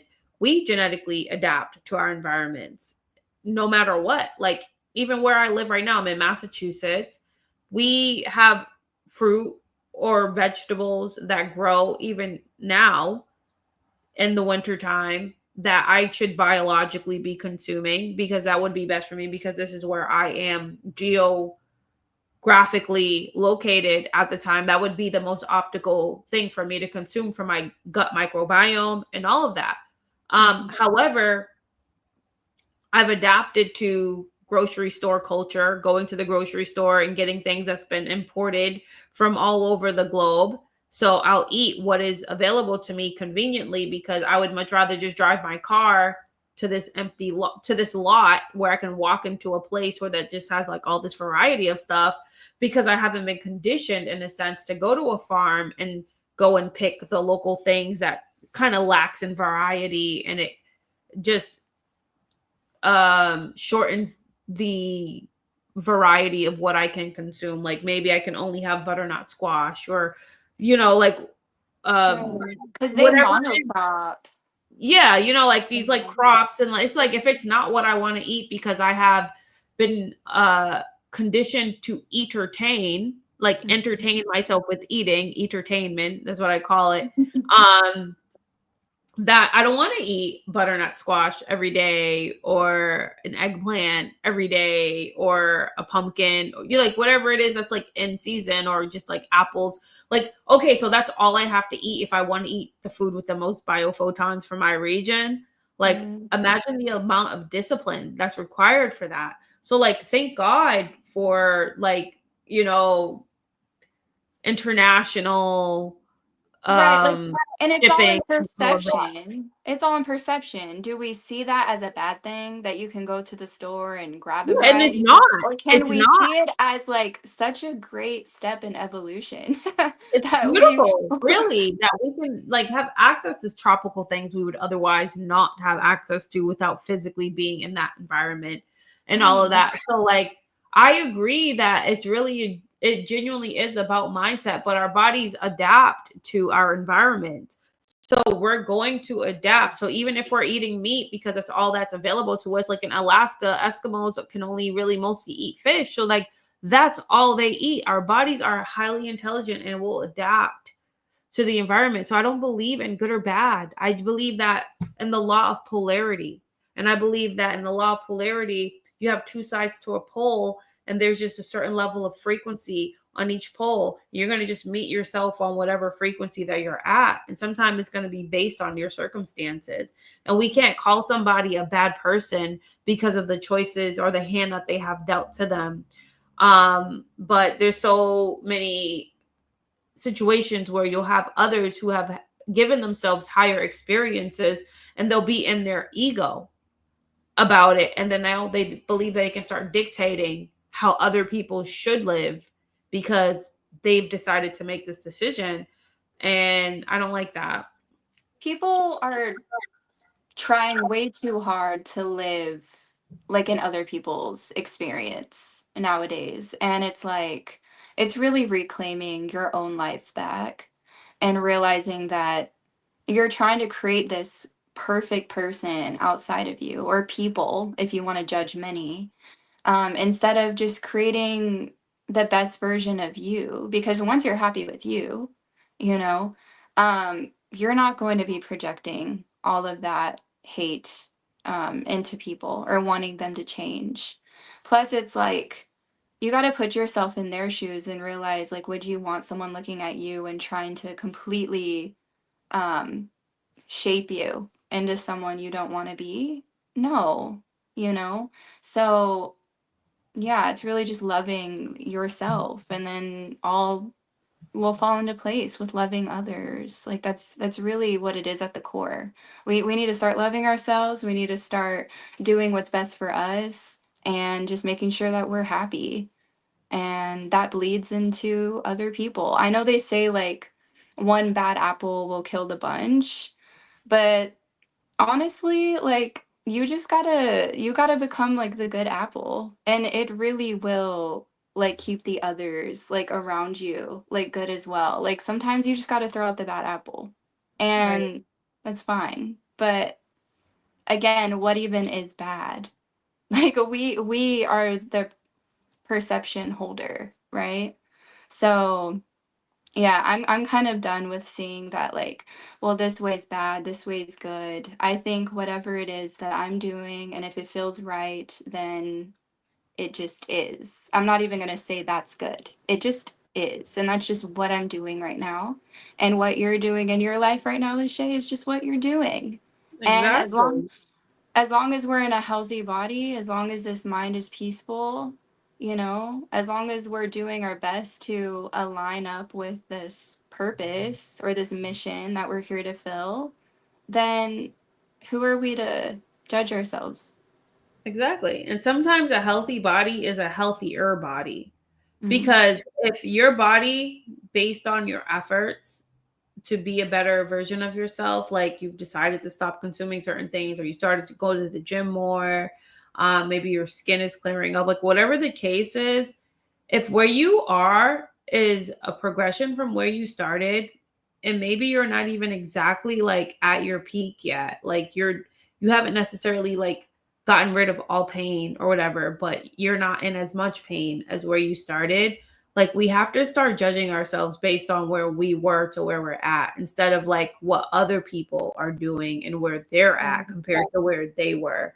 It's really an inside job, and I want people to really just focus more on their own personal journeys and evolution, and to not compare to what others are doing, because nothing will steal your joy faster than comparing yourself to where somebody else is, because you literally have no clue about where they even started or where they came from to get to that point. Like some people have gone through way deeper traumas than you even know, Mm-hmm. which propelled them forward to where they're at in an extreme way, or accelerated them there because of how extreme their circumstances were before. Like they had to move at a faster pace because otherwise you don't know what would have happened to them. So like we have to just really start being our own compass and our own measuring stick, versus in our own ruler, versus looking at where somebody else is. Like you don't know where they came from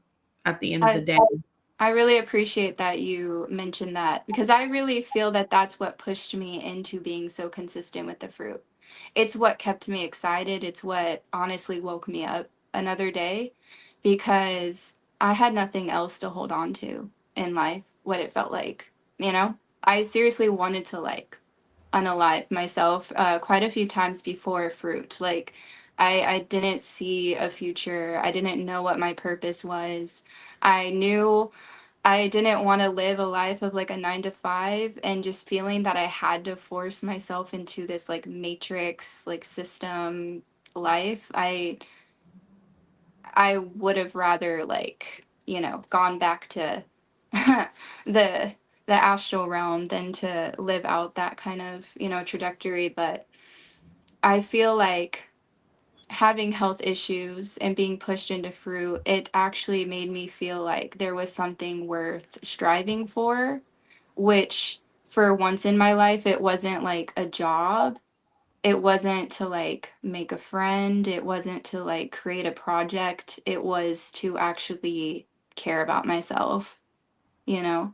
And so to be on a journey to really care about myself and love myself and learn more about myself than I ever would have, yeah, that's why I just kept going. It it was like my lifeline, really, and it still almost is to this day.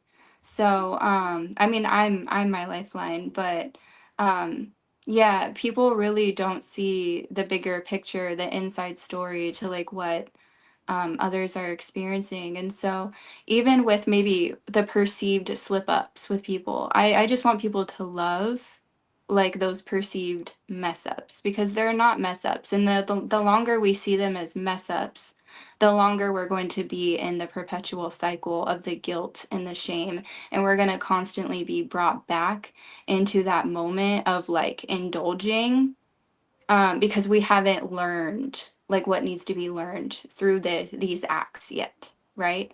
And Mm-hmm. until we can learn to like love ourselves through that, then all things change. And it's like, oh, I don't really get a hit from this anymore. It's not really exciting. Because the only thing that used to make it exciting was honestly the shame and guilt cycle that it brought. Right. Mm-hmm. That's deep. Well, Mm-hmm. I mean, we're hour and a half into this. This is a beautiful discussion. I could totally keep going, but I know We'll have to that do it again. no, absolutely. And what are your like so like as we close, is there anything that you have going on, any future projects? Where can people find you? The floor is yours. Thank you. So I'm still online posting. I say that all sad. No, I'm happy. I'm happy to be there, but I feel greater things are coming, such as a podcast. I do already have like an account set up, and I will be starting that fairly soon with my friend Joshua that we were talking about earlier. I'm really excited for that. And I did write an herbal ebook while I was away offline during summertime. And it's really just simplified for the everyday person, because I know nowadays you'll get like a herbal book and it's like there's billions of herbs, and it's like, where do I start? You know, Where which can I herb is where can we find that? so I have it in the link in my bios, on my social media. But Okay. Because I yeah, was that gonna put it here on the banner so people can just like, go oh right yeah, there's there. a link, and it's on Canva. So Go ahead, keep talking. is I'm gonna there look. well, is there any way you'd be able to like add it into after like the video's over? Like in No, the keep talking. I'm gonna just go on your page and find Oh, it. okay, cool. Okay, cool. So yeah, you open like a herbal book nowadays, and there's like millions of herbs, and it's like, where do I start? What herb is for me? How do I know if this is going to be like safe to use long term, right? And so I really wanted to simplify and categorize like what herbs are for the liver, the pancreas, the gallbladder, parasite herbs, cancer herbs, kidney herbs, heart, lungs, whatever you could think of. And then I selected like a handful for each of those categories. So if you have like liver or kidney issues, you can just go to that chapter and kind of see which ones you would want to choose. So I just wanted it to be more simplified, because I know when I started, I had a journal full, like I had journals full, just writing about what each herb was and what it did for the body. And um, it was a long time, or not a long time, but it was like a month of just discovering more and more and more. And I was like, if this was confusing for me, then this must be confusing for like the everyday person. Hmm. And so, yeah, I just really hope this herbal ebook not only helps those who are needing the help, but just kind of expanding into their family and like friends, just really getting back to the true medicine. So Beautiful. yeah, and then also just reaching people in the physical, like I have a passion to just explore and see the world. And so Arizona, I do plan on going back. It was one of the best experiences I've ever had in my life. But like I want to go to like Florida and Oregon and just wherever anyone wants me, like I'll go visit, and I just want to like meet people and help while I'm there, So who knows? Maybe I'll be in someone's town or state eventually, and Yeah, you you'll be know, a world citizen. I call it being a world citizen. You're not planted in any one place. Like the world is your playground. Like you literally live everywhere and you're just going to show up and you're going to have connections and create community no matter where you go. And it's like a lot of times we've been programmed to kind of root ourselves into this like one place. And that's where we live and that's where we are. But because you've been so flexible and such a free spirit, you're literally just want to go and be everywhere so that you can just serve as many people as possible, because that's why we're here, right? We always Mhm. talk about seeds, like how people always talk about the importance of seeds and fruit, but humans have this bad habit of thinking that everything is meant for them. So like think about like how the fruit in a watermelon, they always say, oh well, that's where all the nutrients are. It's where all the this and that. It's not for you. Fruits and seeds and any kind of fruit, sure they can benefit humans, but they're actually not made for human consumption. They're actually made to go back into the planet, and they're made to replenish the soil, because the soil needs the nutrients and the magnesium and the phosphorus and the iron and all these things that are inside of the seeds to replenish the integrity of the soil. We're always talking about how the soil is dead and how it's this and it's that, and we're all talking about how we need fruit with seeds, but it's not like you're eating seeded fruit to spit it back into the earth. You're doing it to chew it and then to like basically poop it out. And a lot of the seeds that we consume are anti-enzymatic for our bodies. Like our bodies don't even really process those seeds the way that they think that they do. Mhm. And because it's not meant for us, we're only supposed to consume the flesh of the seed, because it's not the fruit at the end of the day that really heals the body.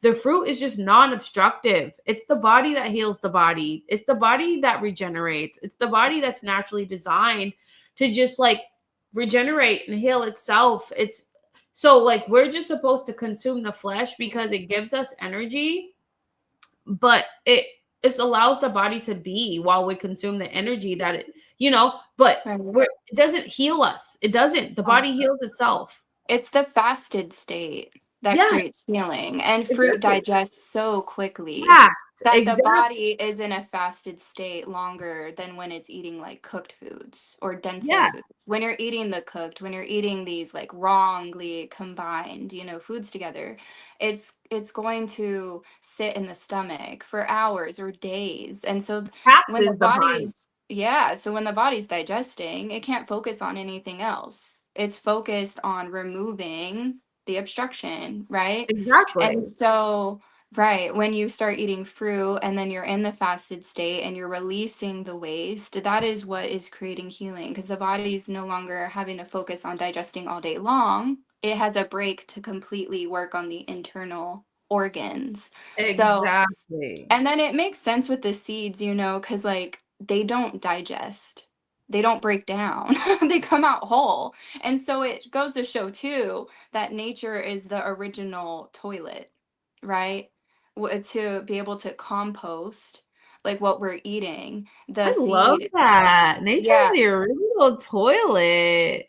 Yes, I mean Sorry. the seed going into the ground, and then, obviously our waste is the compost, and it's going to help the seed actually thrive even better. So, like, if I don't know, I haven't done it where I live, but I have put urine in my plants before outside, and they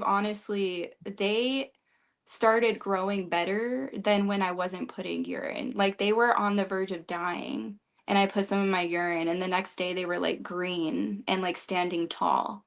So it really goes to show that like putting back, like we're supposed to recycle everything, Nature's Girl, original toilet. I love it. listen, I could go even deeper talking about urine. I believe in urine therapy. I bought all Mm, these books about urine therapy. I know it's like a big like thing in the fruit community, like people will stop there, but I've read the literature and I have a couple of books on urine therapy, and I'm a believer. Like I don't care what anybody says. Like you said, you put urine in your plants and it brought them back to life. mhm. I'm not going to get too deep into it, but all I'm going to say is I've read a couple of books, and these are not just the books, right? These are case studies, and these are like case studies that were created or written literally damn near 100 plus years ago. And these are how a lot of doctors or medical practitioners were healing people naturally with urine therapy. And I was like one of those people that were like, I'm not like, like I'll just, but like I also have an open mind, and I learned to not judge something without having an experience with it. Right. And all I can say is that if I was a person who was like dying from cancer or something, I would try urine therapy before I would try chemo. That's all I would say. I think for me, it's just realizing that the kidneys, they filter out our waste and toxins. And so when we urinate like these toxins, I wouldn't want to like recycle that back into my body, especially if I'm filtering really well. So it's like if the kidneys were able to release the obstructions, right? Say you had kidney stones or built up whatever, like mucus. I just don't see like why I would recycle that back in. I also do know quite a few people who are doing urine therapy, and they're even like in this lifestyle, but they still aren't getting like the healing that they're desiring. And so I don't know, like I just have question marks. I know with fruit, like Have you read anything about it though? Have you done any further studies? Like, I so, I think I read that book, if I'm being honest. I so read there's a some couple book. of them. All I'll say is that I don't believe that urine actually is complete waste. I feel like urine is actually distilled and it separates the waste because it's like basically a byproduct of our blood. So like yes, but we're also filtering a lot of things like hormones, enzymes. Like there are things in urine that they put inside of natural products and they put in pharmaceuticals. There's or in like lotions, things of that sort, like urea is like the pharmaceutical industry knows the medicinal um properties of what's inside of urine, like even ammonia. There's a person that I followed on YouTube. Her name is like Monica Schutz. This woman has been practicing urine therapy and she's a fruitarian for like the past Mhm. 25 years. She's like 50, damn near 60 years old. She looks 20 something. I don't know. She just radiates youth, and it makes me question just in general like we're all we need, because like even if we're in a survival situation, like if you're stuck out in the desert for whoever knows how long, if you do not have water, the best thing that you could do is at least consume your own, because if you don't consume anything at all, you're gonna die. And that, at least the recycling of your own well water, you're going to sustain. And that's kind of, they teach you that in the military, like if you have nothing else, so I feel like it's debatable. Like I'm actually convinced just based on watching other people's journeys. Do I have the courage to do it? Like I don't feel like I'm like at a place in my life where I need to do anything like that, but it's just something I would never completely cut myself off to. Like if I was like very sick, Uh-huh. I think I would at least try it. I really would. Yeah, I mean, I've done like every healing modality. I've done dry fasting for 7.5 days. It was 6.5 or 7.5 days. I did the juice fasting, the water fasting, the mono eating, the fruits, So like I've even actually drank my urine a couple times. And I feel because I had a lot of friends around me that were doing it, and I feel for me, my body, it just didn't naturally want to like drink it, Like with fruits, it's like all my senses point me to yes, but with the urine, it was like, I still like wasn't sure. Wait, so Even when you tried the urine therapy? I'm I sorry. I tried was it, like, no, yeah, no, you're good. I tried it once. I took like a okay. sip and I was like, okay. Like it's not so I wouldn't want to sit down like on a Wednesday night and like just drink a cup of my urine. But like bon appetit. But like I feel last case scenario, kind of like what you're explaining, if it was like a life or death situation, for sure I would. Um but I've also seen with the dry fasting on day like 7.5, my urine, like I'm still urinating. So the body fully could thrive like off of its own, you know, If you're in a recycled, healthy state, yeah, for yeah, sure. healthy state for sure. But I'm not against anything. If it works for you, it works for you. Again, like there's so many healing modalities, and like you said That's earlier, my people thing. are healing off of cooked food. Right. So people have healed off of dry fasting, off of the water fasting, the juice, multiple fruits, salads, Yeah. whatever, Carnivore, even. carnivore.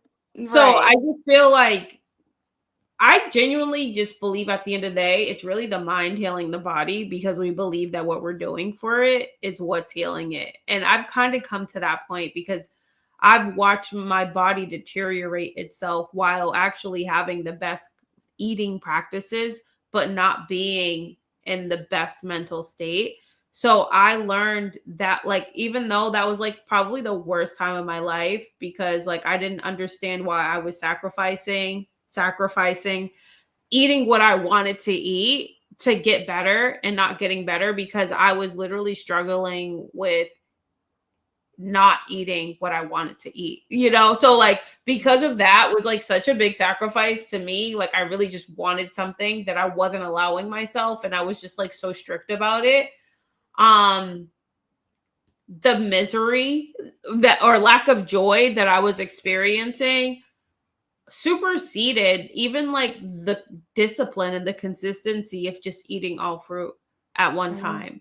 And then I realized that, you know what, I just need to kind of like see what it's like to just do what I want to do, even if I kind of think it's not necessarily the best for me, but just like do it anyways. And then just kind of be smart about not overtly doing toxic things like eating Doritos or, eating things with like actual poison inside of it, but just keeping it whole food, keeping it plant based, And exercising, seeing going how to the your body gym, yeah, responds. drinking water, still eating lots of fruit, still eating lots of raw food, and just like being healthy in general without feeling like 100. I need to like be this again strict Nazi about one way of doing something. And that worked better for me, not because I feel like the food necessarily worked better for me, but because it just mentally my nervous system was Yeah. just far more calm, you know. Um, so that's what it boils down to. It's funny, Lachey did what she had to do for her. right? Is doing what she needs to do for herself. And I encourage others to And do the we just same. want y'all to do what is good for you and what's going to help Exactly. your belief system, really go in the direction of knowing that you are healed, right? I Yeah. don't There's even no want to one say that true you're way. healing. Right. There's No. no It's one about true way. knowing you're healed and you do hold the power of changing the trajectory of maybe what direction your body's going into. Like Absolutely. people go to Joe Dispenza and they're not even changing their lifestyle, but they go and sit in his meditations and there's been people who have walked like from being in a wheelchair or like the blind starting to see. And That's it's when I all started healing after reading his book, Becoming Supernatural. I was looking Mhm. for it. But it's probably in the living room. When I read that book, it changed everything for me. It changed Mhm. everything for me. I was like, why am I beating myself up trying to be like other people when that's not even really what I want to do? Like, it was a healing modality that did help in a lot of ways. But once it stopped serving me, and because I can't keep up with it like how others can, because I was comparing myself to other people's lifestyles and journeys and their discipline and how they were able to continue to do things compared to like my lack of being able to do that. It's because I didn't want to. And sometimes we have to like accept that we don't want to do something. And it's Right. okay. Like we don't have to be like other people. We don't have to force ourselves into anything. It has to be natural. And again, right, we're not supposed to live in a copy and paste world. We need to be in our own individuality. So we shouldn't all want to be the same. And so I'm proud of you for doing what Lachey needs to do for herself. And Absolutely. Thank I'm you, just though. proud of you and you stepping away from social media because you realized that wasn't serving your highest, state of mind, your state of being, and being on YouTube. I'm proud of you because I see how this is really just nourishing you, in ways that Facebook wasn't. And I just know that this page is going to keep growing and growing and growing. And, I'm here cheering you on, like on the sidelines. and I'm excited Thank to you. see the unfolding of your beautiful journey, you know. Thank you. I appreciate you. And thank you for being a part of that journey because you are what makes this a podcast. Like, I don't have a podcast without amazing people such as yourself coming in here, being your most authentic self, sharing your truth. Um, and this is my comfort zone because I'm such an opinionated person and I'm not afraid to share my opinion. And I've never been afraid to share my opinion. And I feel like this is a place that I've created a platform where not only do I get to invite guests to be authentically who they are, like I don't ever want any of my guests to feel like they need to conform with my belief.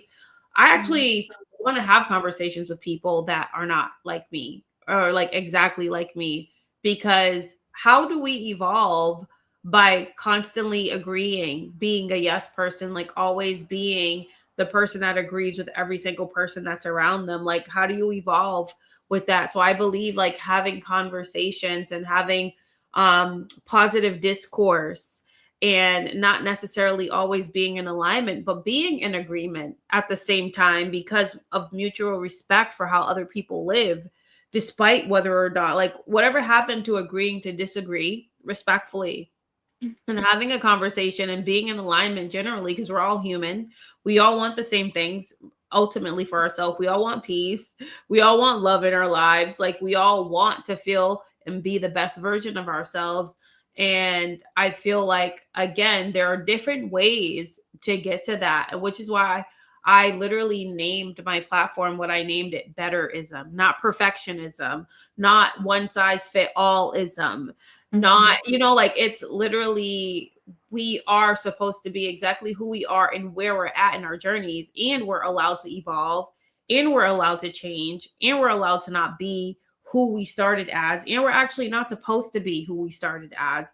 But it really is like accepting where you are right now, because that's the only way you're going to even get to the next step, or like, just like get to that next level in your Right. life and in your journey. Like it's the only way, because if we're going to constantly like be unhappy where we're at, that means because we're constantly judging ourselves. And if we're judging ourselves, how do we evolve? We just get stuck in that thought loop because the judgment is like a thought. It's a belief system at that point, and it's where we stick ourselves at that creates stagnation. The So guilt and shame cycle, like we were yes. talking about So earlier. Yeah. accept where you are, who you Mhm. are, and then you just know inside there's an inkling inside of you and your spirit that's telling you like I can be better. Then just like accept that, like, okay, I'm just gonna have to take these next steps, but there's nothing wrong with me. I'm just where I'm at right now, but I'm not gonna be there. And the fact that you're even having thoughts of like, I could be better, it means that you will get to that point because whatever you desire desires you back and it already exists.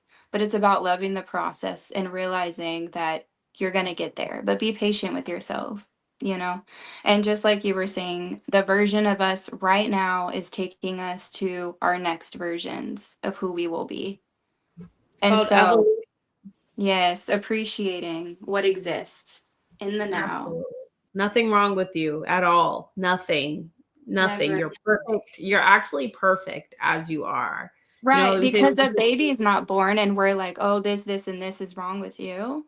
They're whole and complete, yeah, and right? they're actually not Google Gaga. We do that. Adults put that on there. They really do that. But they're just like babies, and they can't speak yet. They're literally in a place where their brain is so like undeveloped that it's actually perfect because they haven't been programmed. So we get to program the language that they're going to speak. We get to program the love that they're going to experience, their level of development. Like we create almost how this baby is going to develop, but at the same time it's that baby's spirit that's going to make that baby the version of themselves that's going to be able to experience in their own unique way what happens to them, like how they respond to what happens to them, because we still always come in our own little souls or Right. big souls, actually, like who knows, there's a baby that came in here that was like Confucius in another lifetime, so like they came in kind of like, okay, like I'm Confucius, okay, like I'm just not really like, an adult yet, but throw what you got at me, I'm gonna still have the spirit of Confucius, inside of me. So it's just like we always come perfect, but whatever experience or lesson that we're meant to be here for is shapes kind of like or determines who is our resonance, who our parents are, where we live, like. And just because we get clouded with all the programming and conditions, it doesn't make us less perfect. Like it's remembering that we've always been perfect, So it's just like ripping away or shedding, right, the illusion of all of Mhm. that. So, Unbecoming, unprogramming everything that we've been taught to be, yeah, really just getting back to our essence and our most natural and truest selves. whole and complete self. Yeah. Right. Even in the moments where we might feel the sadness or depression, like still realizing in those moments you are whole and complete and nothing is wrong with you. So Yeah. That's beautiful. We'll end it on that. We're at the 2-hour mark, girly. I could talk to you forever. I could talk to you forever too. And I will. This will continue on into part 2. Absolutely. I love you so much. I love you too. Thank you tremendously for coming on. I appreciate you for being on this platform. And everybody, thank you so much for tuning in. Love you guys. We've got some comments in here. We have Kayla Swan who says this live is everything. Thank you so much. We love you and appreciate you. We have I don't know how to pronounce his name, Bonarini, but he gave us some hearts. Thank you. We appreciate you. And then we have just people who are just commenting on some of the things that we said. We have the Fit Model, which is what's her name? God is Nigeria on Facebook. She says, Faith is such a beautiful spirit. Her voice is so soothing. I'm loving these topics. Much That's so love. beautiful. These topics do need to be spoken on, like we could talk all day about like fruits and why they're good for the body, but getting more into the mind and the emotional body, it needs to be spoken on. Because it's the most important from what we've learned. For real. So, but thank you so much. I love every single one of you. We have another show coming next week.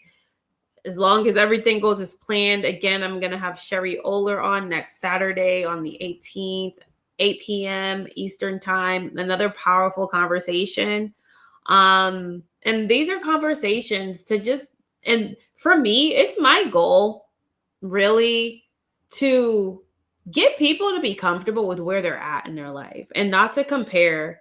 I don't like I harness inspiration from every single person, and I have my intentions to be at a certain place eventually, but I'm in no rush to get there as long as I am in alignment with what is true to me and what makes me my most balanced self as far as my mental health goes, as far as my nervous system goes, like what works for me. And I just encourage others to be that way. So thank you for coming to the Betterism Podcast. I love you guys so much.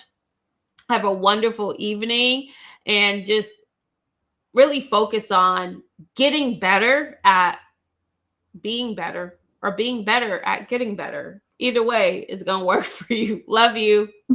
Bye.